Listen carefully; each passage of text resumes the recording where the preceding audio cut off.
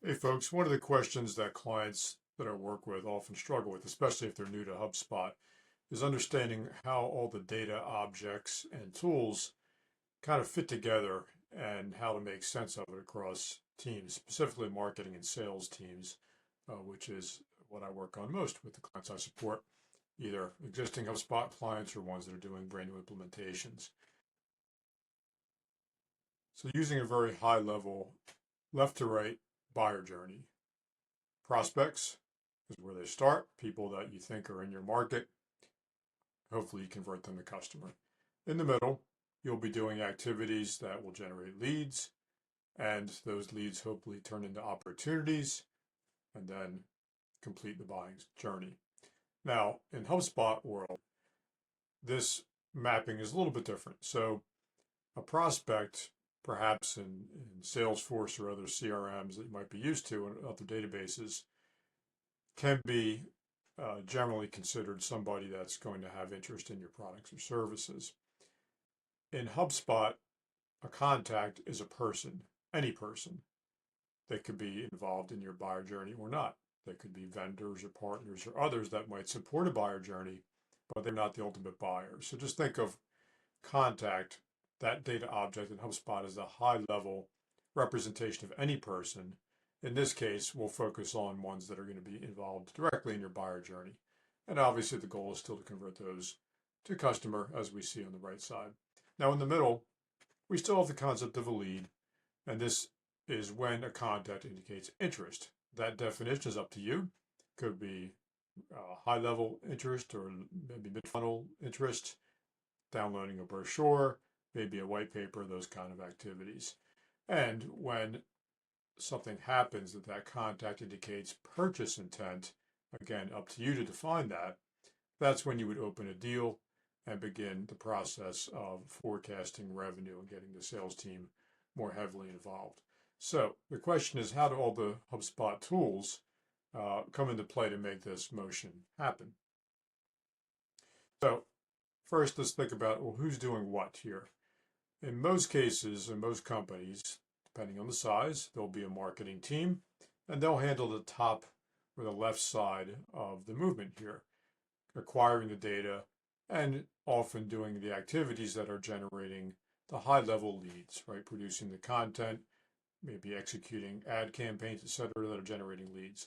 Now, there's usually a sales team involved as well, again, depending on the size of the company.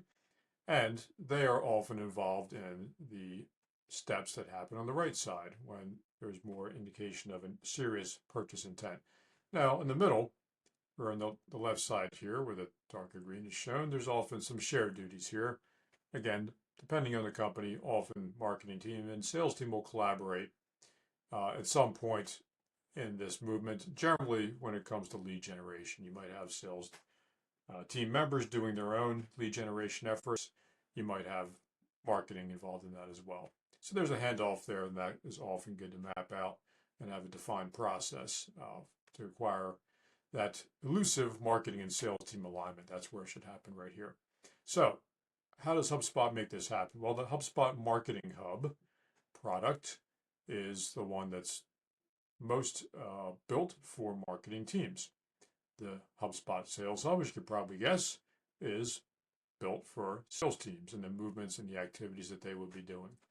Think of the Marketing Hub as a one-to-many tool, primarily, not exclusively, and the Sales Hub tool as primarily a one-to-one communication suite of tools. Not exclusively, but that's generally how it's meant to be deployed as an individual sales rep, executing calls, emails, meetings, etc., to get a lead to convert to becoming a deal and ultimately a customer. So there's another important property on the contact and the company's data objects. We're focused here on the contact object because this is where the lifecycle stage property is dominant. This can be configured to make it a little bit less so in HubSpot, but think of the lifecycle stage is defined by where that person is, where that contact is in the overall buyer journey, specific to how you want to map it. So top of the slide here is just general definitions that many companies will work with. The lifecycle stage is a data property in HubSpot that is primarily dominant on the contact object, but it could be configured for companies. And that is customizable to how you want to define the broad buyer journey. So the values I'm going to show you here are out of the box HubSpot lifecycle stages. You can edit these, and I definitely encourage that, but for simplicity's sake, this is what you'll encounter right now out of the box in HubSpot. So on the left side, a subscriber just means it's the top or the left side of the funnel here. It doesn't mean they subscribe to anything like your blog or that kind of content. It just means that HubSpot considers anybody that you have in your database as having permission to communicate with via tools like email. Does not necessarily make it so. It's just how HubSpot defines that. So you could change subscriber to prospect or any other definition that's more suitable to how you want to actually understand where these contacts are in their journey. And then again, as they undertake efforts and engage with your content, maybe attend webinars or download brochures, etc., they would be changed to lifecycle stage of lead, or if it's a more relevant and better qualified by the marketing team, you might convert that to an MQL, a marketing qualified lead. And again, this is where that handoff process, that alignment with the sales team is very important, so everybody's agreed on the definitions. And then the marketing team, in doing so, might engage the sales rep. The sales rep might take a look as well and say, yes, this is a sales qualified lead in SQL. I'm going to pursue it. And then the motions to convert that lead into an opportunity lifecycle stage would be happening. Now, opportunity might be a good correlation back to those who are familiar with Salesforce or other CRMs that use that definition. Just for simplicity's sake and getting used to the HubSpot world, you might want to change that to open deal or some other parallel, because the deal data object is really what we're going to be focusing on inside of HubSpot.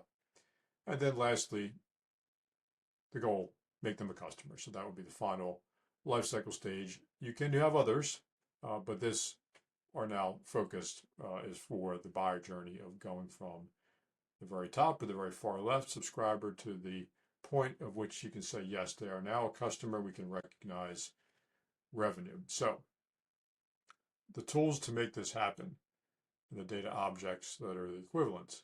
There is a lead stage, essentially a leads pipeline in HubSpot now, and that is essentially a data object unto itself.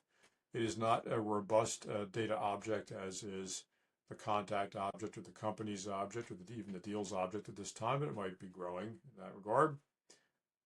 It's fairly new in HubSpot world. The stages out of the box are new, which means it's brand new created lead, hasn't really been touched yet. Attempting, contacted, and qualified.